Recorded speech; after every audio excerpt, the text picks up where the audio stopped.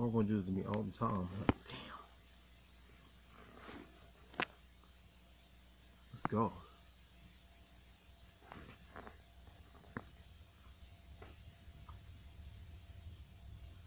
Oh man. I hate the display on this shit. Okay.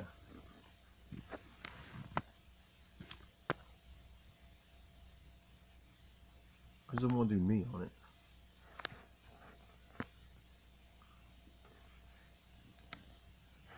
Okay. I just want to just here's the shit again. This shit is for fucking relentless. Like I cannot fucking do nothing for this whole fucking week. Seriously. Let's start before they do no trailer. This game. So great. My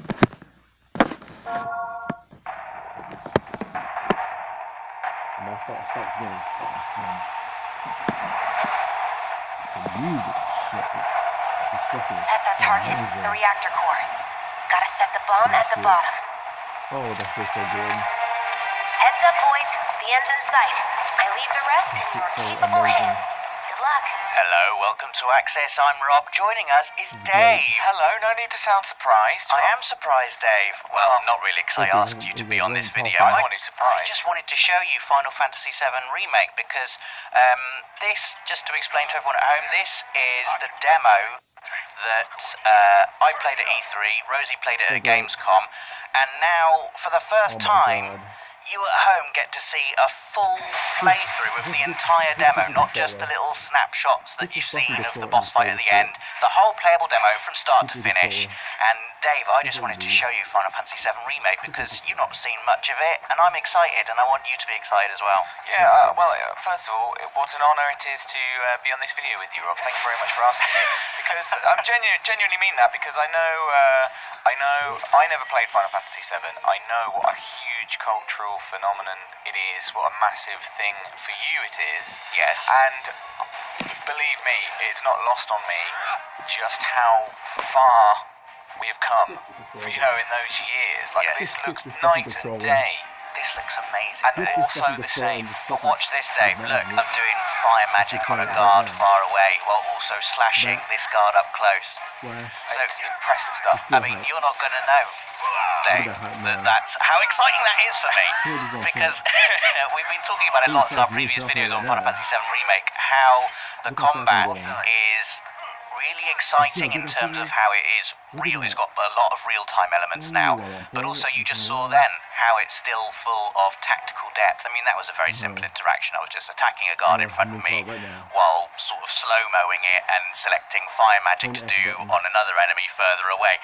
But that kind of cinematic brilliance is what you get from the combat in Final Fantasy VII Remake. And for people who, and I was one of these people who are maybe a bit skeptical about the whole real-time thing to begin with, it does feel incredibly tactical as well, which is brilliant. Well, can you talk me through it? How does it work? Because, if it's this mixture, how do you trigger that? How do you go between the two? You can see in the bottom right corner, we've got Cloud and Barrett who are fighting right now.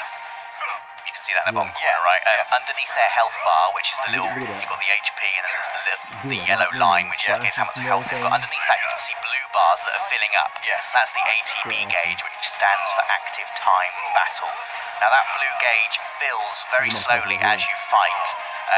When you do basic attacks, you can just press square to do a basic attack with either character. It fills up a bit faster. And when a whole chunk of it is full up, you can select from your command menu. You can see you press X on the bottom left to bring up your command menu. You can do either an ability or a spell or throw an item, something a bit more exciting than just a regular attack, basically. So basically, whilst you're just fighting in real time, Yes. you're filling your ATB gauge, at which point you can then enter, once a chunk of it or both chunks of it are full, you can enter your command menu, which then slows down the action, gives you the time to think, like, what ability do I want to use or whatever. And we'll see a little demo of that here. Here I'm going, and I'm using my triple slash ability, which is quite effective at taking out large groups of smaller enemies like I've done there, and also at any point using the directional buttons up and down you can switch which character you control in battle. So now I've switched to Barrett. Barrett has like a long-ranged gun arm as his default weapon, which means he's able to attack ranged enemies a lot more effectively than Cloud is. So depending on what you're fighting, it's a good idea to switch up who you're controlling in battle. And do you have to, can you target anyone with you from the, any enemy? Yes, from the command menu. It doesn't have to be the enemy you were specifically fighting. No, I mean, well, depending on, some abilities there may be some enemies that are further away that can't be reached by certain abilities, for instance, but you can, as soon as you go into that command menu and you want to cast a fire spell, for example, you can select any enemy on the battlefield to cast that fire spell on, which is very cool. So okay, we're coming down the ladder now. This is a Mako reactor, Dave, officially pronounced Marco. Right, I've always pronounced it Mako. Officially it is Marco though, and you can see the green liquid in this big reactor core that we're inside, and that is Marco energy, okay? Which this evil corporation Shimra are exploiting. Basically, they're a big greedy company sucking up the planet's life force and turning it into profitable energy. Oh, so far-fetched. Yes, exactly. So this is the reactor core. Our mission is to blow up the reactor core. Barrett, there's Barrett. He's like the leader of this resistance group called Avalanche, who Shinra, the evil corporation they basically have called you terrorists, basically, and they want everyone to be against you. And your goal here is to try and disrupt their plans. Right, by blowing up this Marco reactor. Well, I can see how that would work. Yeah. And Cloud here, the main character, he's a mercenary who has been hired by Avalanche. He used to work for Shimra. He used to be part of their military arm called Soldier. But now he's gone freelance. Basically, he's a sword for hire. What's happening here? This is a little. I don't want to go into any story stuff. Okay, Dave. Well, don't it's then. just a little, it's a bit of the story. It's exciting. I can't really imagine, Rob, what it's like seeing this being played out for you here, rather than, rather than having to imagine it. Yeah. Having to imagine it. little tiny blocky sprites back in the day. Is it very much how you did imagine it? It's hard to tell, but yes. When you get the original Final Fantasy VII, obviously you'd have images in your mind, and you would create the drama, the cinema of it in your mind. And seeing it now in Final Fantasy VII Remake, it looks very much like what you had in your head 22 years ago. Which is quite amazing. What's that thin orange bar that's filling up underneath the Scorpion Sentinel? I'm glad you asked, Dave. That is the Scorpion Sentinel's stagger bar. Right. So once that is full, obviously the enemy is staggered, it drops to the floor, and all damage does 160%. Oh wow. You have specific attacks as well that are more effective at filling up the stagger bar. For instance, Scorpion Sentinel is weak against lightning magic. Barrett has a lightning spell. So doing that will increase the rate at which you stagger an enemy, and also Cloud has an ability called Focused Thrust, which doesn't do as much damage as his other abilities, but is very effective at filling up the stagger bar. And so when you're fighting a boss like this, it becomes quite a tactical game of trying to fill its stagger bar up, making sure that you have abilities ready that once it is staggered, you can really unload on it, and we will see that in a minute. You can see also, let me draw your attention to next to Cloud and Barrett's names, to the right, you'll see another little bar. It's a yellow one. That's gradually filling up. That's the limit gauge. Once that is full, you can use a limit attack, a limit break attack, and it's a good idea to try and coincide bosses being staggered with your limit gauge being full. How do you fill your limit gauge? You fill your limit gauge by taking damage and also filling the enemy's stagger bar. Right, so both of those things will fill your limit gauge. So there are instances where you might choose to take damage from the enemy so that you can fill your limit break for the right time. Exactly. And you don't have to use your limit ability straight away once it's full, so you can sort of save it and store it for the optimum moment, which you will see me doing here. Look, the Scorpion Sentinel's on the wall at the moment, so Cloud can't really get at it, so we've switched to Barret. Right. Okay. That makes sense. There's no Black Kingdom Hearts. It's just so exciting. It's so so exciting. I must admit, like I've heard this described to me several times. Yes. But this is the first time seeing it and having it properly explained to me. I really get it, and I really want to have a go. I'd really like to play it now. I mean, I know Elle really enjoyed it, having not really played much Final Fantasy before. So it does feel like the kind of thing that fans of the original, like me, will just lap up because it's Final Fantasy VII and it looks amazing, this remake. But for people like you, Dave, it is pretty easy to pick up, but it has like a satisfying tactical depth as well. You're not just swinging your sword around. Yeah, definitely. Well, I mean, I personally quite like turn-based action, as well as real time. And this seems like totally manageable. Like, you know, it's just occasionally you have the opportunity to breathe and think, yes. And I like that layer on top of just getting in and doing some action.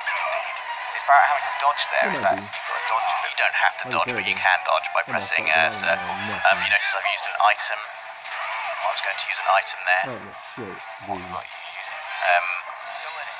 That was cure magic, sorry, not an item. But you can also use items like potions and ethers, but that will take one chunk of your ATB gauge as well. Right. So using an item takes a chunk of ATB Yes, gauge. it does. So that's something to bear in mind. Okay, so we've got him staggered here. Barret's limit gauge is nearly full. Play this demo. Come on, Barret. I don't think I can quite get my limit gauge up in time though. So I'm going to have to try and stagger him again. Come on, Barret. Also, you'll see Barret's MP is 0 above his limit gauge there, which means he can no longer use Thunder Magic until I use an ether on him. Or an ether. There's a debate about how that's pronounced. So that linked to the ATB gauge. Like, can you use your magic once you have a... Yes, magic takes ATB as well. So anything that's not just a basic attack, so using potions, using magic, using abilities, requires a chunk of ATB. Some abilities that are more powerful take 2 full ATB chunks. Using a limit ability, however, doesn't require any ATB at all. So once your limit gauge is full, you can use your limit break attack at any point. Right. But like taking cover here, it looked like Barret was taking cover there. Yeah. Were you with Barret? Yes. Is that something that was in the original game? No. No, the original game was a purely turn-based battle system. Yeah. That's what I thought. You just stood in front of each other and Yeah. took it to have a go. Your turn, hit me, Scorpion Yeah. Sentinel. Now I will hit you. Well, I just like that because it's like a little extra layer on boss battles. Yes. In particular, I suppose, where Good. to think about. Oh, I like how shiny the limit. It's like, come on, press me. You can see limit is up now for Barret, but I want to stagger it first. So with Cloud here, I'm going to use my focused thrust ability, which is that ability. It doesn't do loads of damage, but you can see it's good at filling up the stagger meter. I reckon one more is going to do it. So here we go. It's now staggered, and now it's time for Barret to unleash his limit break, which is called Fire in the Hole. Nice. Have some of that. Oh, just the orangeness of that. Yeah. So satisfying. Get away. Oh, it hates that. Charge. It's gone mad now, though. Take your ass straight to hell. I love that shit. So here we go. It's now staggered, and now it's time for Barret to unleash his limit break, which is called Fire in the Hole.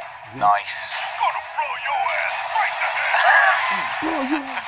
Have some of that. Oh, just the orangeness of that. Yeah. So satisfying. Get away. Oh, it hates that. Charge. It's gone mad now, though. Yeah, it has. Firing rockets all over the place. Is this like a bit of company hardware that's supposed to be protecting the reactor? Yes. Yeah. Go careful. Go careful. It's got its legs out now. Wait, overkill. Is that a kind of a phase it's entered? I believe so. Basically, it means I'm mad now. Yeah, it does look quite mad. But it's got its legs out now. I've got to contend with its legs. So what does that mean? You can't get too close to it? Has it got a kind of a melee? I've got other things to hit, Right. basically. Barret's thunder attack is done for the left leg. Cloud's going to finish off the right leg. Cloud's limit break is nearly full. Yeah. And I'm going to try and finish it by coinciding Cloud's limit break with it being staggered, which I have successfully done. Come on. Here we go. Cross slash Hold all one button to on win. this side. Words. Actually, So switch it. close. Boom. And there we go. Slash. Nice. There we go. Was it a cross or was it an X? It's a cross. Cross slash. But there we go. There's the Scorpion Sentinel defeated. And there is, for the first time, for people outside of, if you haven't had a chance to play the demo, there is the full demo that we got to play at E3 and Gamescom. Oh, yeah. I am massively excited about it. I don't know if you can tell. What do you think of it, Dave? I genuinely, like, this has really made a difference to me, my excitement levels. That looked like a lot of fun. The combat looks like deep, I can understand it. And you wouldn't tell me what the story was, and now I want to know why there was a feather. I have to play it when it comes out in March, Dave. It's going to be amazing. Well, let us know what you think in the comments. And don't forget to hit that notification bell so you're always up to date with everything from the world of PlayStation. For the players. Oh god, we need more of that shit. Sure. Let me go to another one. I want to go on another one. I don't know, I figured out today. Hello, you've caught me just after the... I'm still trying to figure out why is this one better than the other one.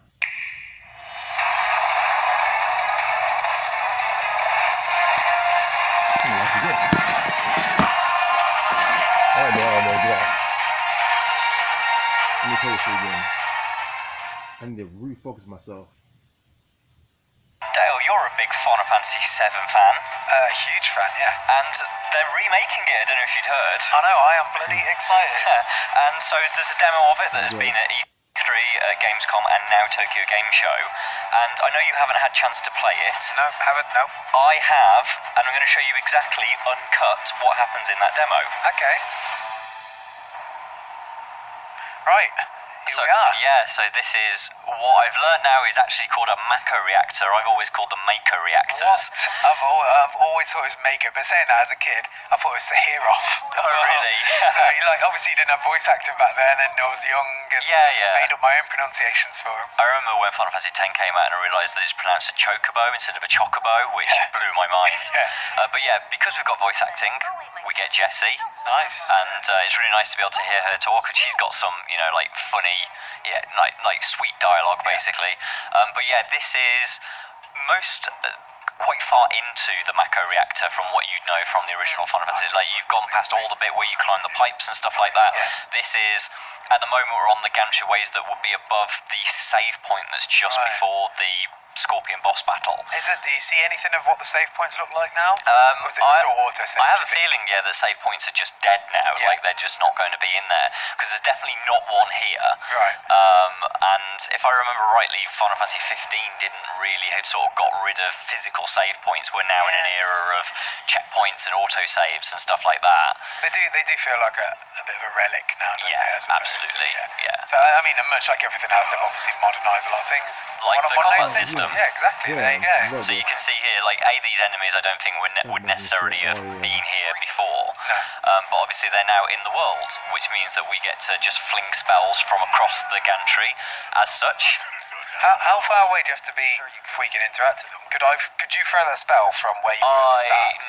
No, I don't think so. Like, there is definitely a circle of like engagement around an enemy, and you can sort of lock onto them with R3 like you would do for like an action game like Devil May Cry, but you obviously have this pausing system where you can tap X and that will open a menu.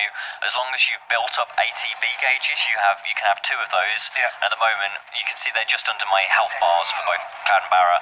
They're not full at the moment, but as you spend time and you attack or defend, they will build, and then you can use those to cast either spells or use special abilities. So they look like they build rapidly when you're attacking as well, so encouragement to just constantly attack and build up. Yeah, absolutely. It's not one of these things where like you're going to have to wait ages between doing really cool attacks. It's like, within reason, you can be pulling these off every few seconds, and I really like that. It makes the pace of combat feel really, really good.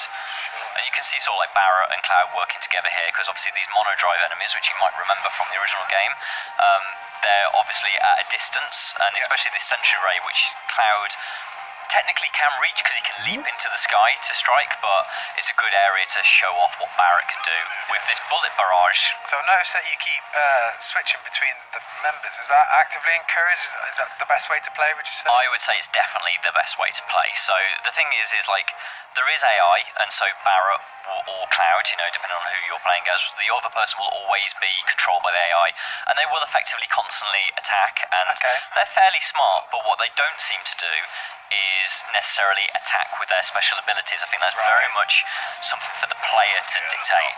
And that's good, because it means that it's not like when you decide, oh, Barrett's got Cure, he's got Cure Materia, so I really want him to cast some Cure spell now. The last thing you want to do is in an emergency moment swap to that character and they've not got their ATB gauge, because they've just wasted it, attacking someone with Thunder or something like that. Do you think there might be the option to set up like scripts for the AI to follow? Well, that would be like Gambits, wouldn't it, from Final Fantasy 12? I would very much like that to be in. I have not seen that yet. Yeah, so you could say like, so Tifa's got a cure, and when we get below 20%, then she automatically triggers it if she has an ATB full. That is something that feels like has been in Final Fantasy games before, and I think that would very much suit this combat system, but we'll see how it goes. The one thing you can do is you don't have to directly control the characters that you want to do things.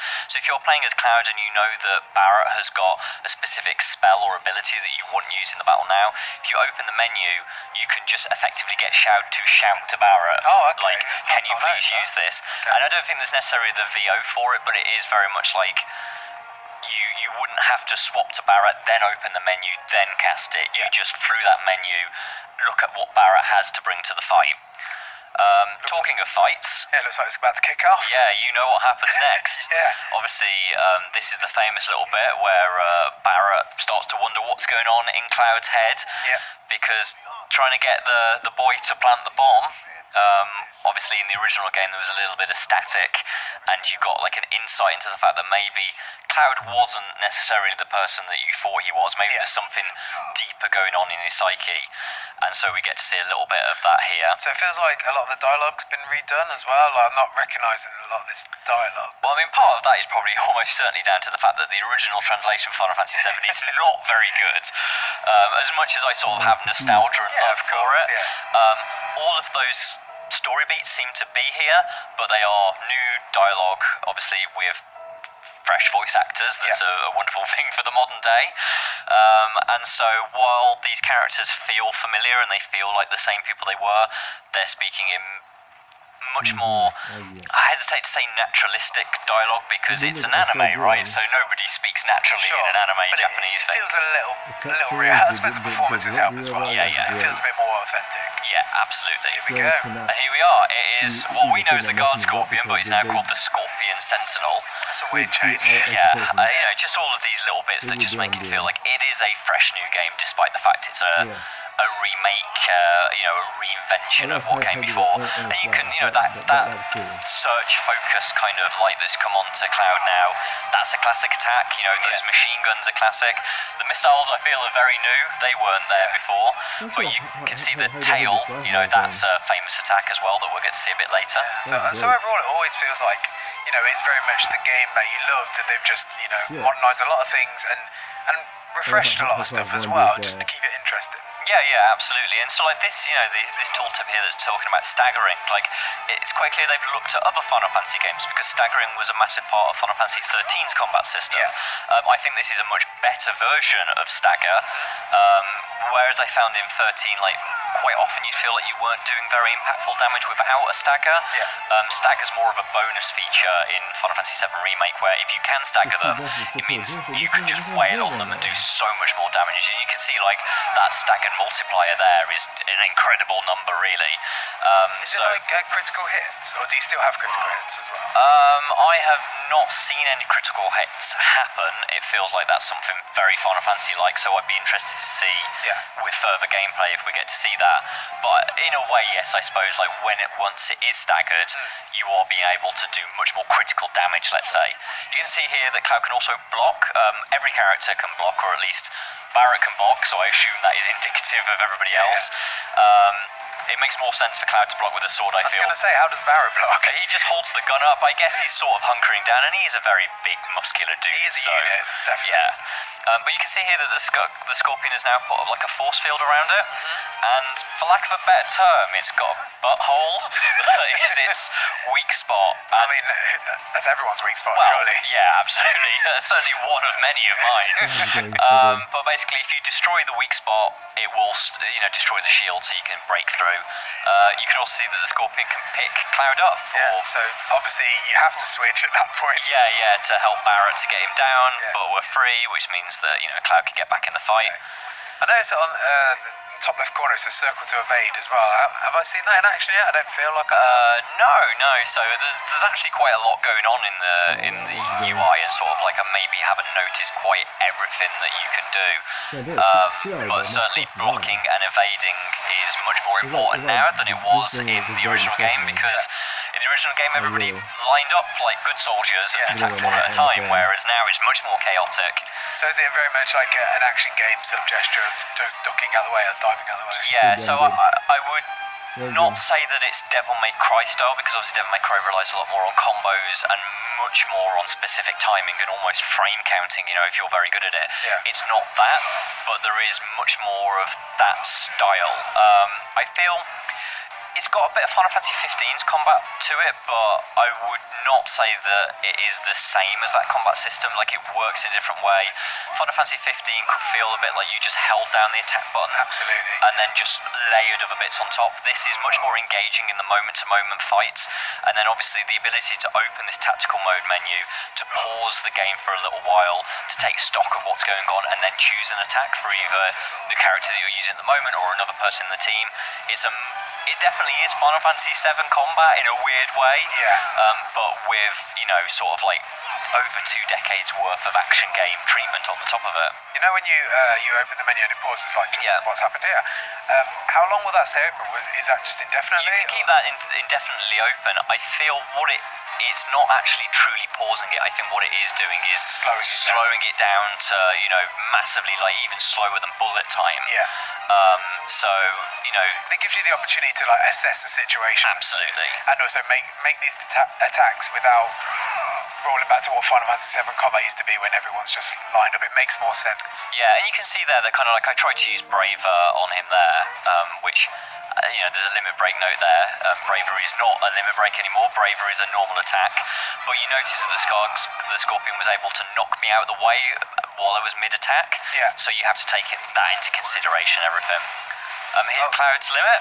Oh, so it's not, obviously it's not Braver anymore. It's now Cross Slash is the first one that he gets. And obviously that used to be the second. But it still looks as cool. You've got the big cross in the box and stuff.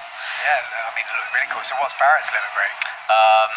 It's basically Big Shot, but it's not called Big Shot. So there's another one where they just changed the name for a laugh? Sort of, yeah, like, Maybe they just they feel like in 2019 it's a better way of describing the move. Yeah, and so it's called Fire in the Hole now, which I think is almost like a better name than Big Shot anyway. But you can see now that this is where, so I'm using this opportunity to heal up.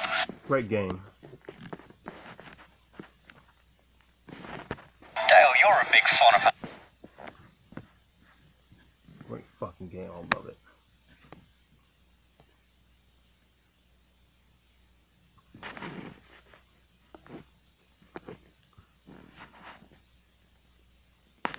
Oh shit.